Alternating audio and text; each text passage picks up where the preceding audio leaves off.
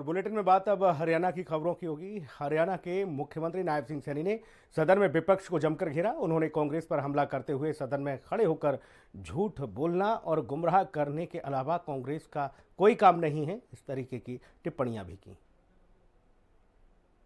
अरोड़ा जी ये ध्यानाकर्षण प्रस्ताव लेकर के आए और अभी तो कह रहे हैं कहा जी हम सुझाव देंगे। भाई सुझाव दो, हम लिखेंगे ना, उसमें सुधार करेंगे, परंतु ये थोड़ी आपने खड़ा होकर कह दिया जी 5,000 करोड़ रुपए का घोटाला हो गया, इसकी सीबीआई से जांच कराओ। ये क्या मतलब?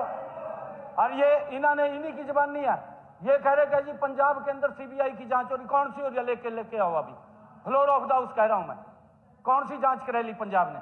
बताओ मेरे को, कोई उसकी चिट्ठी लेके आओ।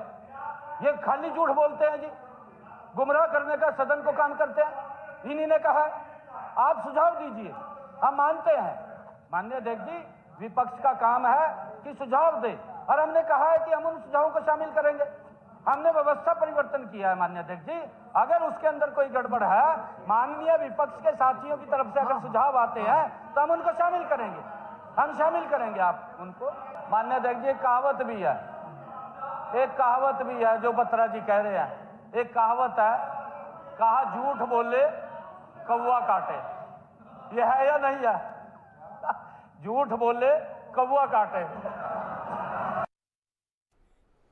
बजट सत्र के दौरान सदन को संबोधित करते हुए मुख्यमंत्री नायब सिंह सैनी ने किसानों को लेकर भी बड़ा बयान दिया।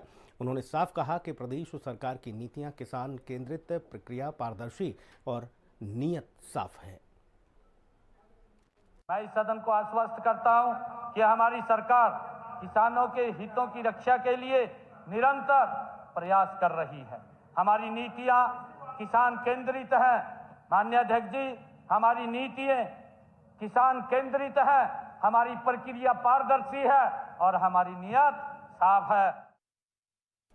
हरियाणा विधानसभा के बजट सत्र के दौरान सदन को संबोधित करते हुए मुख्यमंत्री नायब सिंह सैनी ने जानकारी दी कि हरियाणा सरकार ने जवाबदेही सुनिश्चित करते हुए सभी जिलों में संयुक्त कमेटियों का गठन कर भंडारित धान की फिजिकल जांच करवाई है और इस जांच के आधार पर अनियमितताओं को गंभीरता से लेते हुए 12 एफआईआर दर्ज की गई हैं और 75 अधिकारियों और कर्मचारियों पर विभागीय जांच शुरू की गई है। इनमें से 28 अधिकारी और कर्मचारियों को निलंबित किया गया।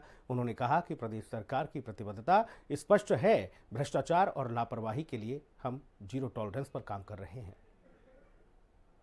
2025 के दौरान सभी जिलों में किसी को परमिशन नहीं है, सभी जिलों में संयुक्त कमेटियां गठित कर राइस मिलरों में भंडारित धान की उसकी वेरिफिकेशन भी की है। धान की वेरिफिकेशन की है हमने। माननीय अध्यक्ष जी, जहां जहां प्रथम दृष्टि में अनियमितताएं पाई गई, वहां संबंधित अधिकारियों, कर्मचारियों, आड़तियों एवं राइस मिलरों के विरुद्ध हमने 12 एफआईआर दर्ज करी। माननीय अध्यक्ष, 12 एफआईआर दर्ज हुई है। अधिकारियों के खिलाफ भी, आड़ती के खिलाफ भी, राइस मिलर के खिलाफ भी 12 एफआईआर दर्ज की। माननीय अध्यक्ष जी, इन मामलों की जांच निष्पक्षता एवं पारदर्शिता के साथ की जा रही है। माननीय अध्यक्ष जी, जिसमें जो संलिप्त व्यक्ति थे उनकी गिरफ्तारियां भी की गई। जो उसके अंदर हार्डकोर व्यक्ति थे, हमने देखा है, उनको गिरफ्तार भी किया है माननीय अध्यक्ष जी। और इसके अतिरिक्त खाद्य आपूर्ति विभाग, खरीद एजेंसियों एवं मार्केटिंग बोर्ड द्वारा 75 अधिकारियों व कर्मचारियों के विरुद्ध 75 अधिकारी व कर्मचारियों के विरुद्ध उनकी चार्जशीट की गई। विभागीय जांच उनके खिलाफ आरंभ की गई। 75 कोई छोटा नहीं है, मैं बता रहा हूं ना जी साहब, ताड़ियां तो बजा दो भी, इतनी बड़ी कार्रवाई कर दी। माननीय अध्यक्ष जी, इनमें से 75 हमने अधिकारियों कर्मचारियों के खिलाफ चार्जशीट किया, इनमें से 28 को सस्पेंड कर दिया। माननीय अध्यक्ष जी, 28 को सस्पेंड किया जहां भी हमें खामियां पाई गई। और ये पोर्टल ही है, इसी पोर्टल के माध्यम से हमें पता चलता है माननीय अध्यक्ष जी कि कौन इसके साथ छेड़छाड़ कर रहा है और उसके कारण इसके खिलाफ कार्रवाई होती है और हम उसके अंदर निष्पक्षता से लगे हुए हैं। माननीय अध्यक्ष जी, राइस मिलरों से हमने जब ये जांच चल रही थी 6 करोड़ 37 लाख रुपए की राशि हमने सरकारी खजाने में भी जमा की है माननीय अध्यक्ष जी। 6 करोड़ 37 लाख उनको पर जुर्माना लगा। मुख्यमंत्री नायब सिंह सैनी ने सरकारी भर्ती सिस्टम को लेकर भी विपक्षी दलों का घेराव किया। मुख्यमंत्री नायब सिंह सैनी ने कहा कि हरियाणा की पारदर्शी सरकार बिना पर्ची खर्ची के युवाओं को सरकारी नौकरी दे रही है। आज प्रदेश का हर युवा मेहनत के दम पर सरकारी नौकरी पाने का सपना देख रहा है। अंत्योदय परिवारों के बच्चे भी अफसर बनकर कीर्तिमान रच रहे हैं। किस प्रकार से रेवड़ी बांटी जाती थी, किस प्रकार से अपने लोगों को डब्बे में से रेवड़ियां और टॉफियां काटते थे, किसको ज्यादा देनी, कोई आवाज करता था उसको थोड़ी कम दे दी, अगर थोड़ी सी कोई आवाज उठाता था उसको थोड़ी ही 2-4 दे दी। ये बात उठी है माननीय अध्यक्ष जी इसी महान सदन के अंदर।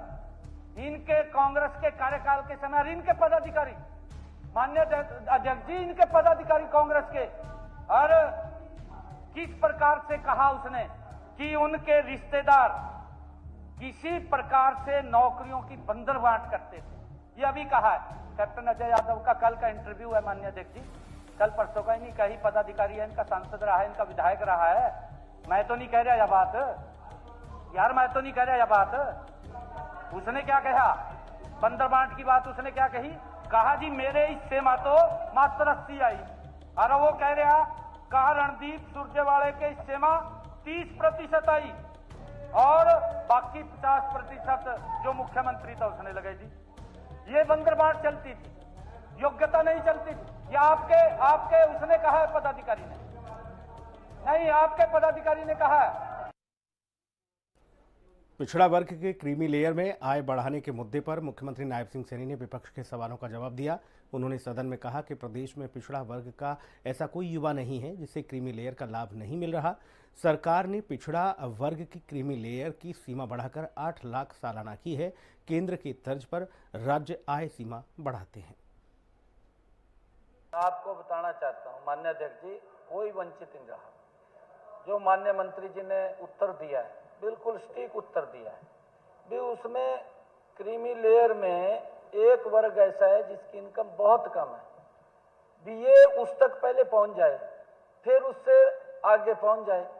एक भी हमारे विधायक महोदय ऐसा एक नाम लेकर के आ जाएं भी भाई ये 6 किया था और इसके कारण से कोई बच्चा वंचित रह गया, फिर उसके ऊपर बात करेंगे ना। अगर कोई आपके पास कोई नाम है ऐसा, वो आप बताने का काम करें। परंतु माननीय अध्यक्ष जी कोई वंचित नहीं रहा, क्योंकि अगर वहां भी बचता था तो 8 तक जाता था। ये परंपरा केंद्र का जो हमारा आयोग है उस आयोग के अनुसार ये चल रहा है। वो बढ़ाते हैं, हम भी यहाँ बढ़ा देते हैं, परंतु हमने आकर के इसको 8 ही कर दिया। इसमें किसी का कोई हक नहीं मारा गया। और इस बुलेटिन में इतना ही। खबरें लगातार जारी हैं, आप बने रहिए हिंदी खबर के साथ। नमस्कार।